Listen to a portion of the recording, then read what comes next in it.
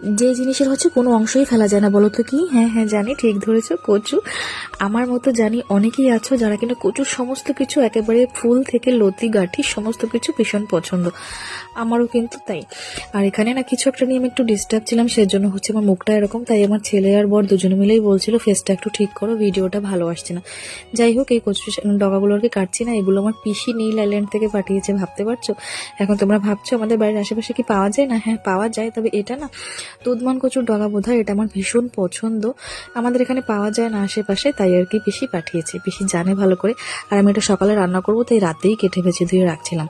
এই দেখো সকালে না ছোট একটা ভিডিও ক্লিপ নেওয়া হয়েছিল, এত তাড়াহুড়ো লেগে যায় যে ভিডিও করা শিখে ওঠে। আর এটা না অনেকে মাছের মাথা দিয়ে করে, তবে আমি কিন্তু একটু মাছ কাটা বেছে টেছে দিয়ে করি, যাতে খেতে সুবিধা হয় আর কি। ব্যাস, আর কোনো ভিডিওই কিন্তু নেওয়া হয়নি। সকালে তো খাইনি, একেবারে দুপুরে খেতে বসে তোমাদেরকে একটুখানি দেখিয়ে দিলাম।